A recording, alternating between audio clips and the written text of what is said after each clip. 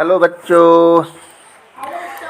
तो देखो, आज मैं फिर से आया हूँ और आज मैं क्लास 11th के लिए सीए सब्जेक्ट का, सीए मतलब कमर्शियल अर्थमेटिक, जिनका भी सीए होगा, आई कॉम के जितने भी बच्चे हैं क्लास 11th में हैं, यदि उनका सीए है तो सीए में एक चैप्टर है चैन रूल।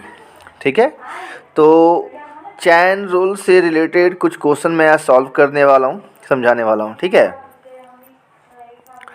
तो क्वेश्चन तो आपके सामने है ही। ठीक है, इसमें क्वेश्चन नंबर 1 आप देख रहे हैं, क्या लिख रहा है कि इफ़ $19, यहाँ पर थोड़ा छोटा है देख लेना, इफ़ $19 इक्वल टू 80 मार्क्स। ठीक है, मार्क्स ये सब करेंसी नेम है। ठीक है ना, मार्क्स जो है ना, ये जैसे इंडिया में रुपीज़ चलता है, अमेरिका में डॉलर चलता है, और भी कंट्री में डॉलर चलता है, तो ये $19 जो है वो अमेरिकन डॉलर है। ठीक है, उसका साइन से मालूम चलता है। और मार्क्स जो है जर्मनी में चलता है, मार्क्स जो है जर्मनी का करेंसी है। तो यहाँ पर एक्सचेंज रेट आपका दिया हुआ है। एक्सचेंज रेट क्या दिया है कि $19 बराबर 80 मार्क है। यदि आप $19 ले जाएंगे तो आपको 80 मार्क्स मिलेगा। फिर कॉमा दिया है, फिर लिखा है 16.1 मार्क्स इक्वल टू 100 फ्रैंक। ठीक है, फ्रैंक जो है फ्रांस में चलता है, वहाँ का करेंसी है। और फिर उसके आगे लिख रहा है 25 franc equal to 1 pound. Pound तो आपका ब्रिटेन में चलता है, आपको पता ही होगा। और फिर है 1/15 pound equal to 1 rupees. Rupees तो इंडिया में चलता है, पाकिस्तान में भी चलता है, लेकिन ये इंडियन रुपीज़ का साइन है। तो फाइंड द वैल्यू ऑफ $3059 इन रुपी, मतलब $3059 में कितना रुपया होगा, ये आपको फाइंड करना है। ये एक्सचेंज रेट निकालना है। और ये जो आपको एक्सचेंज रेट निकालना है वो कौन से मेथड से निकालना है, तो उस मेथड का नाम है चैन रूल। तो चैन, जैसे कि आप चैन पहनते हो ना, ठीक ना, तो चैन का सिस्टम क्या है कि जहाँ से स्टार्ट होता है वहीं पर एंड होता है। तो वही वाला यहाँ मेथड हम लगाएंगे, बहुत ही मज़ेदार है। चलिए समझते हैं। तो सबसे पहले इस टाइप का क्वेश्चन जब भी मिले ना, तो ये देखो कि निकालना क्या है। तो यहाँ पर देखो लास्ट में क्या लिख रहा है कि $3059 को रुपये में निकालना है। ठीक है, तो कुछ नहीं करना है आपको, कुछ नहीं करना है, सिर्फ क्या करना है कि मान लेना है let $3059 is equal to X rupees. ठीक है, कितना रुपीज़? एक्स रुपीज़ मान लिए। ठीक है, एक्स रुपीज़। अब हम लोग चैन बनाएंगे, मतलब चैन रूल है तो चैन रूल को फॉलो करना होगा, तो चैन बनाएंगे। ठीक ना, तो यहाँ पर लिख देते हैं बाय यूजिंग चैन रूल। बहुत ही आसान है, देखना, बाय यूजिंग चैन रूल। ठीक है, चैन रूल में करना क्या है कि जो आप रुपीज़ एक्स माने हैं, अभी यहाँ पे RHS साइड में जब चैन में सेट करेंगे तो आपको इसको LHS में लिखना है, बस अपोजिट रिवर्स कर देना है, उल्टा लिख देना है। और 3059 को आपको RHS साइड लिख देना है। ठीक है, अब चैन का क्या नियम है, जहाँ से एंड हुआ वहीं से स्टार्ट करो, या फिर जहाँ से स्टार्ट हुआ वहीं से एंड करो। तो देखो यहाँ एंड कहाँ पे हुआ है, डॉलर में एंड हुआ है। कहाँ एंड हो रहा है? डॉलर में एंड हो रहा है। देख रहे हैं ना, कहाँ एंड हो रहा है? डॉलर में एंड हो रहा है। तो स्टार्ट भी आपको डॉलर से करना है। तो क्वेश्चन में जाओ, इसमें डॉलर खोजो, कहीं पर डॉलर है? तो बोले हाँ सर है, देखिए यहाँ डॉलर है। $19 इक्वल टू कितना दिया हुआ है? 80 मार्क दिया हुआ है। ठीक है, वापस पेज पे आते हैं, तो बस लिख दो $19 इक्वल टू 80 मार्क। ठीक है, 80 मार्क्स। ठीक है, अब यहाँ मार्क्स में एंड हुआ, देख लो अब कहाँ एंड हुआ है? मार्क्स में एंड हुआ है। ये क्या है? मार्क्स है। तो मार्क्स से स्टार्ट करो, तो क्वेश्चन में जाओ, मार्क्स खोजो। मार्क्स कहाँ है? मार्क्स तो देख रहे हैं 16.1 marks. 16.1 marks equal to 100 franc है। 100 फ्रैंक है। ठीक है, 16.1 मार्क, हम सॉरी एम लिख रहे हैं ओनली, इक्वल टू है 100 फ्रैंक। ये फ्रांस में चलता है करेंसी 100 फ्रैंक्स। अब फ्रैंक्स में एंड हुआ, कहाँ एंड हुआ? फ्रैंक्स में। फ्रैंक खोजो, फिर से क्वेश्चन में आओ। फ्रैंक कहाँ है? फ्रैंक कहाँ है? तो 25 फ्रैंक देख रहे हैं, 25 फ्रैंक इक्वल टू 1 पाउंड। ठीक है,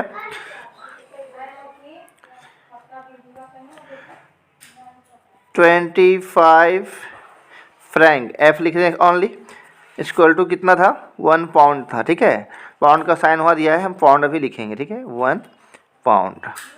साइन आप देख लिए हैं, साइन भी दे सकते हैं आप या लिख सकते हैं 1 पाउंड। अब पाउंड में एंड हुआ है, कहाँ एंड हुआ है? पाउंड में। तो स्टार्ट कहाँ से करना है? ठीक है, पाउंड से ही। तो पाउंड खोजो, तो देख रहे 1/15 पाउंड इक्वल टू ₹1। ठीक है, 1/15 पाउंड,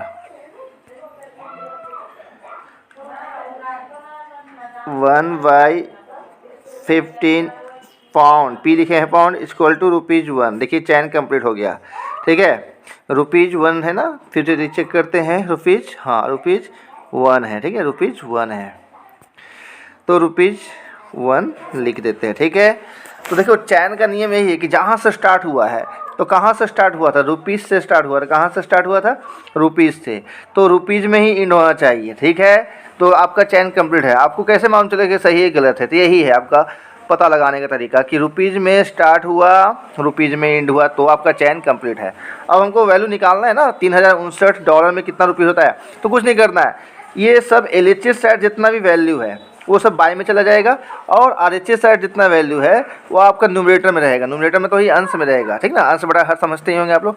तो नेक्स्ट पेज पे चलते हैं और देखते हैं क्या करना है। अब सीधा x इक्वल टू लिखना है, x इक्वल टू। ठीक है, और x इक्वल टू करना क्या है? कुछ नहीं करना है। RHS में जितना वैल्यू था सबको न्यूमरेटर में रखना है, मतलब अंश में रखना है। तो RHS में क्या क्या था?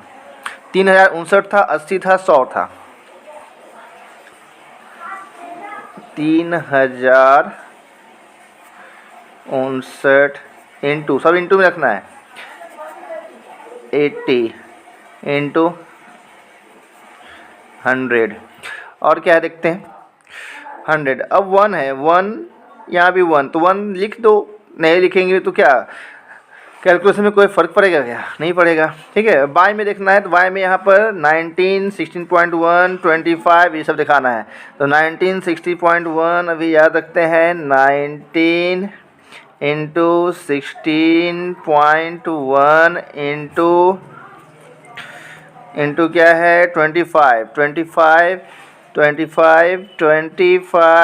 इंटू 1/15। तो आपको पता है कि 1/15 15 बाय में लिखने की ज़रूरत नहीं है, ये 1/15 यहाँ लिखने की ज़रूरत नहीं है। ठीक है, तो करना क्या है आपको,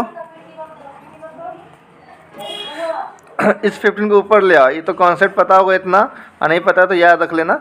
ठीक है, अब इसको बस सॉल्व करो। अब इसको क्या करना है, सिर्फ सॉल्व करना है, इसको बस कट करो, आपका रुपीज़ का वैल्यू फाइंड हो जाएगा। ठीक है, यहाँ आंसर देखते हैं, आंसर कितना दिया है इसका 48,000, मतलब पूरा राउंड फिगर में ही आएगा, पॉइंट में नहीं आने वाला है। ठीक है, तो पूरा काटने का कोशिश करना है हम लोग को। तो सबसे पहले यहाँ पर जो पॉइंट है, पता है ये पॉइंट को कैंसिल करेंगे तो ऊपर 10 बैठेगा। 10 क्यों? क्योंकि पॉइंट के बाद ओनली एक ही डिजिट है, देख रहा है, एक ही डिजिट है, इसलिए ऐसा करेंगे। ठीक है,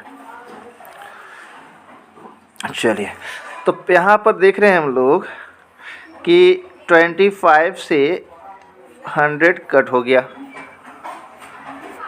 4 टाइम में। ठीक है, उसके बाद 19 से शायद कट हो जाएगा, 19 से इसको चेक करो, 19 से क्या कट होगा,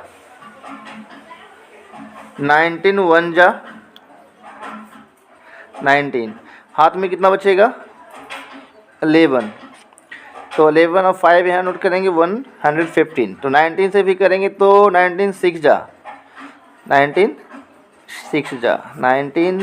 जा कट हो जाएगा। ठीक है, 19 6 जा ध्यान रखेंगे, 19 6 जा कट होगा। तो बचेगा 114 होगा यहाँ पर, तो फिर 1 बचेगा, फिर 9 है तो 19 1 जा हो जाएगा। ठीक है, मतलब कुल मिलाकर 161। अगर ऊपर में जगह नहीं बच रहा है इसलिए नहीं यहाँ लिखा रहा है। ठीक है, तो ये 161 जो ऊपर में है नीचे में 161 है ये कट हो गया। ठीक ना, ये पूरी तरह से कैंसिल हो गया। ठीक है, तब ऊपर में क्या बचा, सिर्फ न्यूमरेटर में वैल्यू बचा, नीचे डिनोमिनेटर में कोई वैल्यू बचा नहीं। तो क्या बचा 161 और ये 161 तो कट हो गया है। तो अब बचा ऊपर में 80 बचा, 4 बचा और 150 बचा। ठीक है, तो इसको इंटू करो, 15 4 जा 15 4 जा सुना, हाँ 60, तो 600 हो जाएगा। और 80 और 8 और 6 गुना करेंगे, 8 से कितना होगा 48, 3 जीरो बैठ जाएगा, टोटल 3 जीरो है तो 3, तो आ गया रुपीज़ आ गया 3059 में कितना रुपीज़, 3059 डॉलर में कितना रुपीज़ 48,000। ठीक है, कितना 48,000 रुपीज़ है, यही आपका आंसर है। तो है ना इंटरेस्टिंग। ठीक है, चलिए क्वेश्चन और सॉल्व कर लेते हैं। कोई और एक क्वेश्चन सॉल्व करते हैं, कौन सा कर दे, बाकी आप लोग खुद बनाना इसमें से। ठीक है, जिनको भी प्रॉब्लम है तो इसमें एक क्वेश्चन और सॉल्व करते हैं, एक क्वेश्चन ओनली ये क्वेश्चन 7 सॉल्व करते हैं। ठीक ना, 7 में क्या कह रहा है देख लो, calculate the arbitrated rate of exchange. Rate of exchange आपको कैलकुलेट करना है between London and Kathmandu, London and Kathmandu. तो सबसे पहले आप पता लगाओ लंदन है कहाँ, तो लंदन है आपका ब्रिटेन में। कहाँ पर है, ब्रिटेन में है। तो ब्रिटेन में आपका कौन सा करेंसी चलता है, पता होना चाहिए। ब्रिटेन में कौन सा करेंसी चलता है, तो ब्रिटेन में आपका चलता है पाउंड। काठमांडू कहाँ है, कौन सी कंट्री में, तो काठमांडू आपका कैपिटल है नेपाल का। नेपाल में क्या चलता है, तो नेपाल में चलता है मोरू। क्या चलता है वहाँ, करेंसी नाम क्या है, मोरू चलता है। तो आपको एक्सचेंज रेट निकालने बोला है लंदन और काठमांडू के बीच में, तो कुछ नहीं करना है आपको। लंदन में पाउंड चलता है तो 1 पाउंड इक्वल टू एक्स मोरू कर देना है। ठीक ना, या फिर नेपाली रुपी भी बोल सकते हैं, या फिर क्या बोल सकते हैं, नेपाली रुपी भी बोल सकते हैं। ठीक है, तो चलिए लेट 1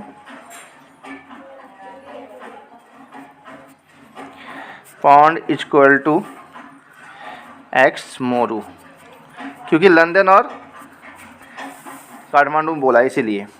अब अकॉर्डिंग टू चेन रूल आएंगे। अब हम चेन रूल लिखेंगे नहीं, अपना लिख लेना स्टेटमेंट, हम सीधा सेट कर रहे हैं। क्या सेट करने का तरीका बताए थे कि जो एक्स है इसको LHS में अब लिखो, तो एक्स मोरू लिख लिए इक्वल टू 1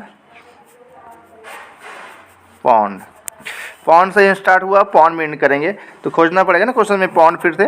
तो क्वेश्चन में देख रहे हैं 1 पाउंड दिख रहा है आपको, यहाँ रखिए घेरा करते हैं। 1 पाउंड इक्वल टू 21 रुपया है, 1 पाउंड इक्वल टू 21 रुपया है। एक मिनट, हाँ 1 pound equal to rupees 21, 1 pound equal to rupees 21 है। ठीक है, 1 पाउंड इक्वल टू 21 हो गया। अब क्वेश्चन में फिर से आते हैं। क्वेश्चन में फिर से आते हैं तो क्या दिखता है, हाँ रुपीज़ में खोजना, तो रुपीज़ दिख रहा है आप लोग को यहाँ पे, रुपीज़ 100 इक्वल टू 140 मोरू। ठीक ना,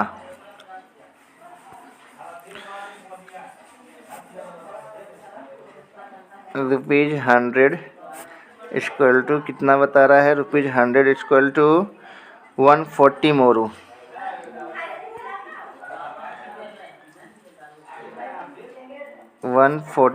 मोरू। ठीक है, तो कंप्लीट हो गया। ठीक है, तो कंप्लीट हो गया, तो अब क्या करना है हम लोग को, कंप्लीट हो गया तो नेक्स्ट पेज पे चलते हैं हम लोग। ठीक है, तो x इक्वल टू क्या करना है, आपको पता है कि LHS साइड में क्या क्या है, 21 है, 21 है और 140 है, 1 है, 1 से कोई मतलब नहीं है, तो 21 इंटू 140